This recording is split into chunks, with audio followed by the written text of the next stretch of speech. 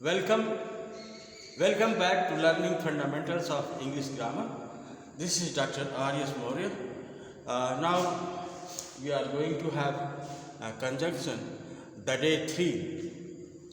We have already gone through the conjunction, definition of conjunction and all, and then we discussed coordinating conjunction. तो coordinating conjunctions जो होते हैं वो independent जो sentences होते हैं, स्वतंत्र वाक्य होते हैं, उनको जोड़ने के लिए होते हैं और ये 4 तरह के होते हैं। और हमने बताया कि कैसे ये काम करते हैं, क्यूमुलेटिव कंजंक्शन, अल्टरनेटिव कंजंक्शन और रिलेटिव कंजंक्शन, एडवर्जेटिव कंजंक्शन, 4 तरह के कंजंक्शन हमने बताया था। अब इसके बाद देखते हैं कि सबऑर्डिनेटिंग कंजंक्शन। सबऑर्डिनेटिंग कंजंक्शन क्या होता है? कॉम्प्लेक्स सेंटेंस में, जैसे आप जानते हैं, ये एक प्रिंसिपल क्लॉज होता है और दूसरा सबऑर्डिनेट क्लॉज होता है। तो प्रिंसिपल क्लॉज जो है सबऑर्डिनेट क्लॉज से जुड़ता है और जैसे जुड़ता है तो जुड़ने के लिए कंजंक्शन की ज़रूरत होती है। और इसमें बहुत तरह के कंजंक्शन हैं, एक एक करके देखिए। जैसे ये कॉम्प्लेक्स सेंटेंस है, उसमें प्रिंसिपल क्लॉज और सबऑर्डिनेट क्लॉजेस जुड़ते हैं।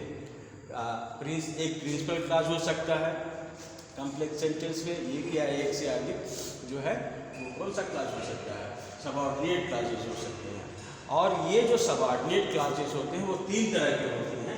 वो नाउन क्लॉज हो सकते हैं या एडवर्ब क्लॉज हो सकते हैं या नाउन, एडवर्ब और एडजेक्टिव क्लॉज, 3 में से कोई एक हो सकता है।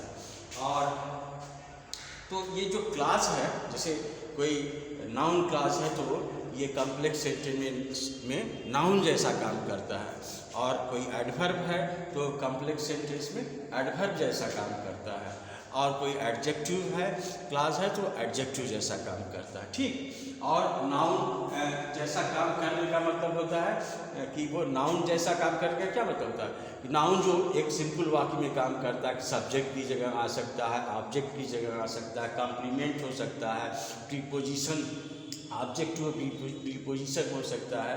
तो ये जो वेरियस उसके रोल्स हैं वो इसमें भी करता है। और एडवर्ब भी जो है वही काम करता है कि समय बताता है, स्थान बताता है, कंडीशन बताता है, कार्य का बताता है, और एडजेक्टिव जो है वो विशेषता बताता है। तो with this background let us start. तो नाउन क्लास में हम आए, इसके पहले हम एडवर्ब क्लास में देखेंगे। नाउन क्लास में हम देखेंगे बहुत कम है कंजंक्शन, ज़्यादा ये एडवर्ब क्लास में है, उस पर भी आते हैं। तो पहले हम एडवर्ब क्लास में देखेंगे कि ये कौन कौन से कंजंक्शन लगते हैं, क्योंकि इसमें वेरिएशन है टाइम के हिसाब से कौन सा कंजंक्शन लगेगा। जैसे टाइम बताता है कि कौन सा कंजंक्शन लगेगा, तो जैसे वेन को समझने के लिए मेजर है, बिफोर आफ्टर मेजर है, टिल अनटिल, ये सब है जो समय बताते हैं। तो और जो प्लेस बताते हैं वो वेयर है, कहाँ, ये वेयर जगह जो बताते हैं, वेयर इधर जहाँ कहीं भी, वेयर इधर का मतलब होता है जहाँ कहीं भी। और जो रीजन वजह बताते हैं, कार्य बताते हैं, वो है जैसे बिकॉज, क्योंकि, सिंस, चूंकि, एज, दैट, ये सब कंजंक्शन है। कंसेशन बताते हैं, जो विरोध बताते हैं, उसमें जब, दो, ऑल्दो इसका प्रयोग होता है। फिर पर्पस बताते हैं तो दैट, लिस्ट मतलब होता है नेगेटिव है, कहीं ऐसा न हो, लिस्ट मतलब होता है कहीं ऐसा न हो। रिजल्ट बताता है दैट कंजंक्शन जोड़ेंगे तो रिजल्ट बताएगा। कंडीशन में बहुत से कंजंक्शन है, एज है, इफ है, अनलेस है, प्रोवाइडेड दैट है, इन दैट है, बहुत सा कंजंक्शन है। और ये है कंपेरिजन में, हाँ, जैसे एज होता है, दैन होता है, ये तो जानते हैं, पॉजिटिव डिग्री, कंपेरेटिव डिग्री, तो ये प्रयोग होता है। और मैनर जो तरीका बताता है वो एज से हम लोग उसको इंडिकेट करते हैं। तो ये सब कंजंक्शन है, और ये कंजंक्शन जो है बहुत इम्पोर्टेंट होते हैं, इसलिए कि जो स्ट्रक्चर होता है, सेंटेंस का स्ट्रक्चर होता है, बिना कंजंक्शन के वो सही नहीं बैठता। जैसे अगर समय बताना है तो कौन सा कंजंक्शन लगेगा, पर्पस बताना है तो कंडीशन बताना है, तो ऐसे करके हम देखेंगे। अब हम आते हैं ये देखने के लिए कि कैसे ये जो कंजंक्शन है कैसे काम करते हैं। तो should I rub it?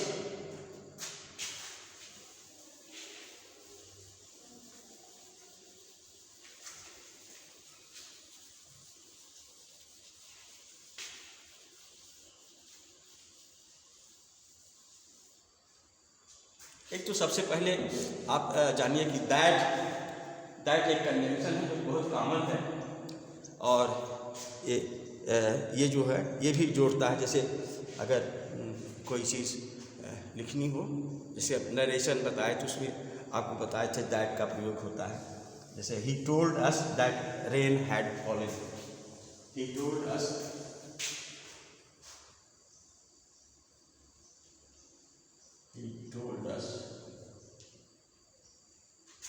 that rain had fallen, बारिश हुई है। तो ये जो है यहाँ दैट जो है कंजंक्शन का काम करता है। कंजंक्शन आप बराबर आप यूज करते हो, ही सेज दैट, या he thinks that, he believes that, बहुत सारा चीज़ होता है।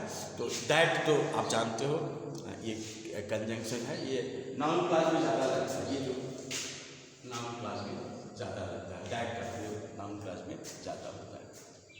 अच्छा, अब आते हैं कि कंजंक्शन जो है वो उसके बिना अधूरा है। जैसे I will read this book, I will read this book, read this book, मैं ये किताब पढ़ूंगा। इफ यू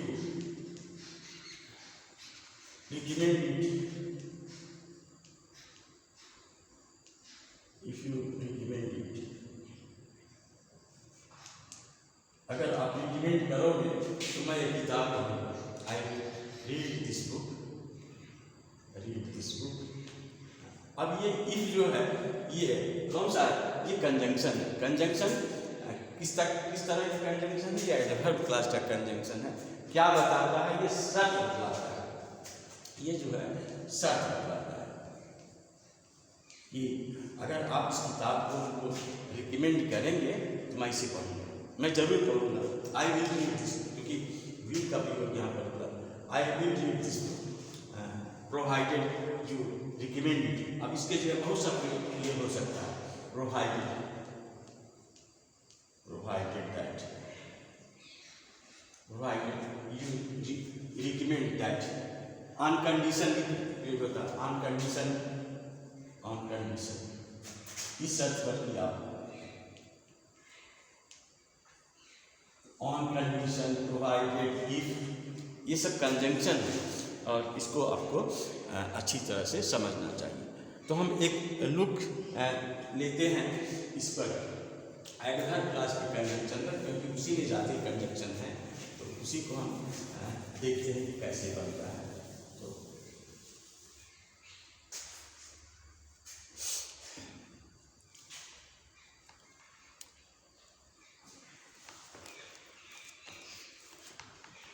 टाइम के लिए जैसे I will do it when I find time, I will do it when I find time, जब मुझे समय मिलेगा तब मैं उसे करूँगा। तो व्हेन का प्रयोग हुआ है, I will do it when I find time, I will do it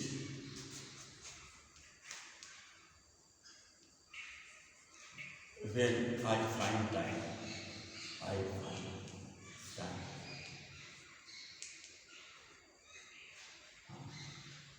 जब मुझे समय मिलेगा तो मैं इसे करूँगा। तो व्हेन जो है ये टाइम बताता है, ये कंजंक्शन है और ये टाइम बताता है। एडवर्ब क्लास का कंजंक्शन है और ये टाइम बतलाता है। इसी तरह से स्थान बतलाता है। She found the book where she had left it. She found the book,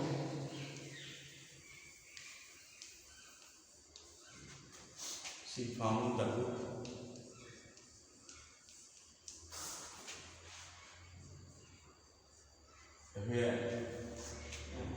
where she had left it, where she had left it.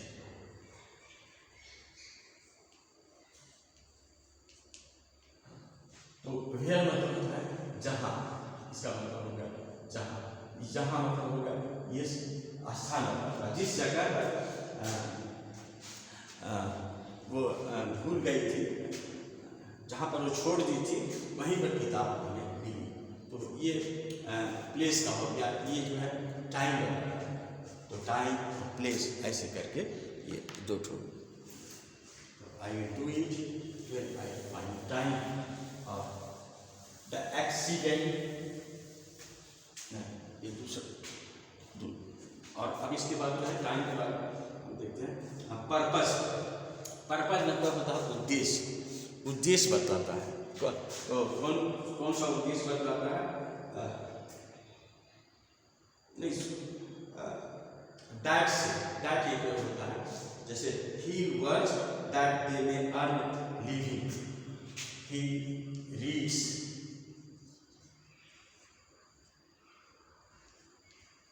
That he may get knowledge, he may get knowledge।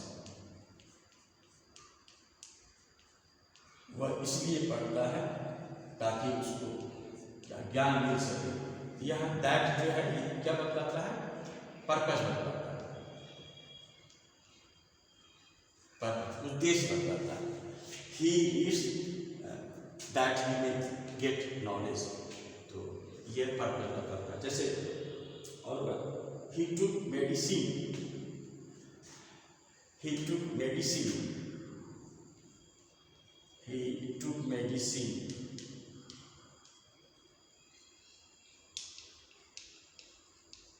in order to,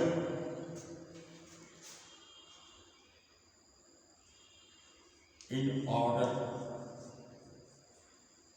to, in order to मतलब के लिए होता है, evil conjunction का काम करता है। तो इन ऑर्डर, अब यहाँ पर टू नहीं लगाएंगे, इन ऑर्डर दैट लगाएंगे, in order that he might get recover ना, in order that he might recover, in order that he might recover, वो ठीक हो सके, वो ठीक हो सके, रिकवर। तो ये तो हुआ, ये बताता है उद्देश्य बताता है। दैट, इन ऑर्डर दैट, ये सब जो है उद्देश्य बतलाता है। तो उद्देश्य बतलाता है वाला कंजंक्शन ऐसे उद्देश्य बतलाता है। अब इसके बाद देखते हैं कारण बताता है, काज, रीजन। जैसे देख लीजिए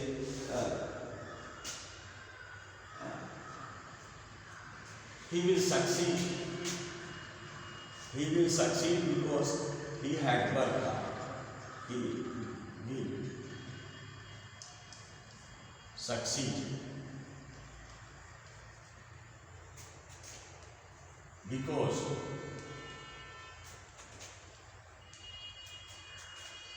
he had worked hard, he had worked hard, क्योंकि वो कठिन मेहनत किया था इसलिए वो सफल होगा। He will succeed, he will succeed because, because का मतलब हो गया इसलिए, ही विल सक्सीड क्यों, यहाँ पर क्योंकि उसने ऐसा काम किया था, बिकॉज क्योंकि, ही विल सक्सीड बिकॉज। और ऐसे भी हो सकता है, I will do that since you desire it. I will do that since you desire that. चूंकि आप इसकी इच्छा करते हो इसलिए मैं वो काम करूँगा। I will do it I will do it. Since you desire it. Since you desire it. तो since मतलब होता है चूंकि आप इसकी इच्छा रखते हो तो मैं ये काम करूँगा, तो ऐसे होता है। Let us go to bed as it is now late, ऐसे होता। I am glad that you like it, ऐसी I am glad that you like, ये जो है रीजन बताता है। दैट का प्रयोग कई जगह होता है, जैसे अभी इसके पहले बताया कि इसमें क्या है, हाँ, I am glad, I am glad that you did it, that you did it.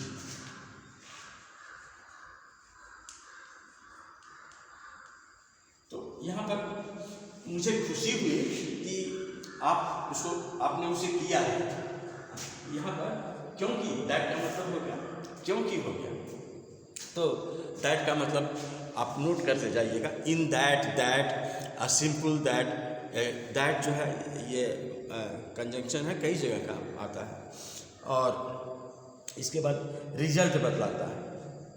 तो so good a man was he that all respected him.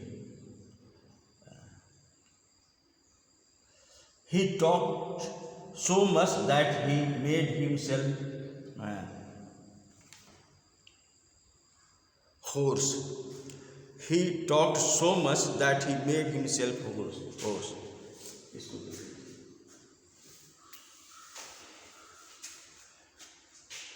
He talked so much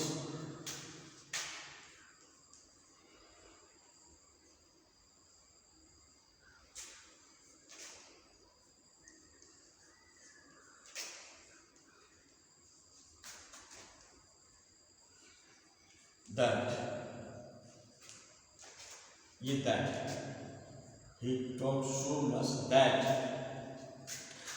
he talked so much that he made himself hoarse. He made himself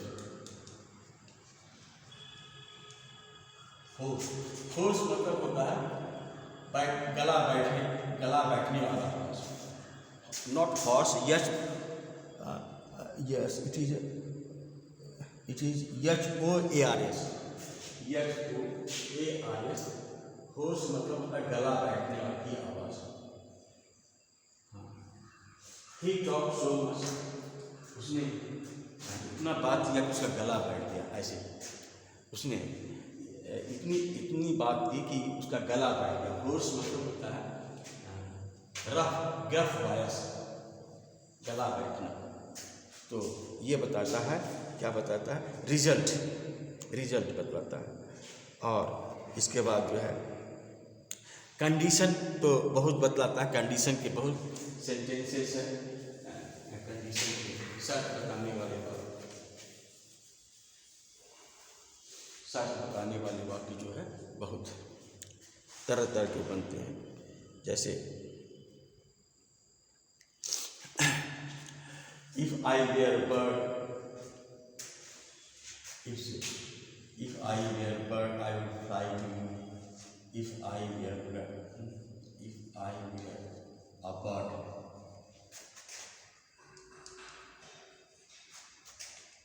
I would fly to you. I would fly to you.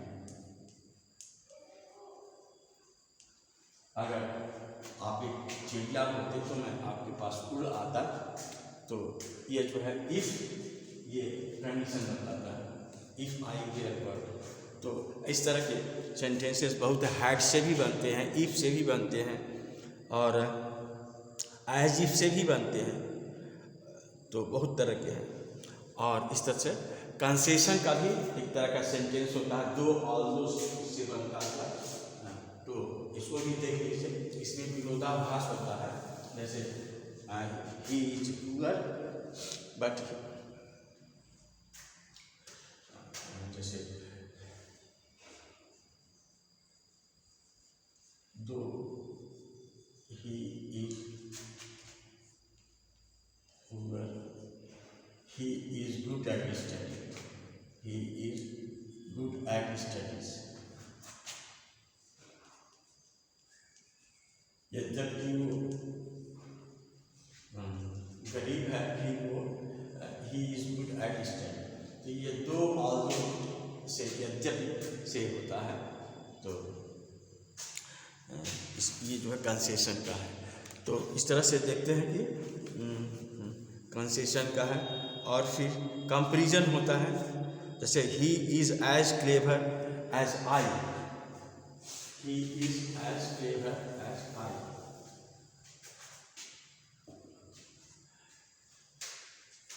He is as clever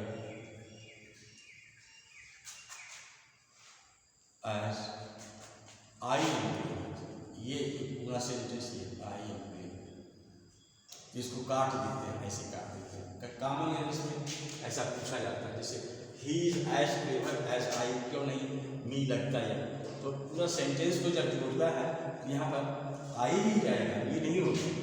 और ये इसका conjunction है as as, तो ये comparison में आता है। तो कंपैरिजन में तो क्लेवर एज।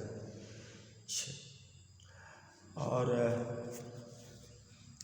डिग्री है, he is more clever than I am, या he is cleverer than I am. I am होता है, क्लेवरर देन मी नहीं होगा। He is clever, I am clever, दोनों को जोड़िए तब बात में यही बनेगा, he is cleverer than I am cleverer. तो he is cleverer than I, ये सही है, मी गलत है। ये कॉमन एरर्स में पूछता है, और रीज़न भी आप दे सकते हो कि क्यों ऐसा होता है। और मैनर होता है, जैसे you may do as you please, you may do as you like, आप वैसे कर सकते हो जैसा आप चाहते हो। तो एज जो है वो मैनर बदलाता है, मैनर बदलाता है। तो इसके बाद जो है एडजेक्टिव के जो कंजंक्शन होते हैं, उसको एक लाइन में अगर आपको बता दें कि एडजेक्टिव के सारे कंजंक्शन जो है हिंदी के ज शब्द से शुरू होते हैं, जिसे जहाँ जिनको ये सब जो है एडजेक्टिव क्लास के जो कंजंक्शन होंगे, अधिकतर कंजंक्शन एडजेक्टिव के वो जो है ज से शुरू होते हैं, हिंदी के ज से शुरू होंगे। आप इसको थोड़ा टेस्ट करके देखिएगा, दिस इज यूनिक। आप इसको जहाँ आपको ज का ये सेंस लगे तो आप इसको एडजेक्टिव क्लास कर सकते हो। तो यहाँ पर हम I take my leave, tomorrow again I am coming to conjunction and the common errors which linked with the conjunction. So I will clarify it so that in future you will develop a good concept of English language. So that's all for today. Thank you.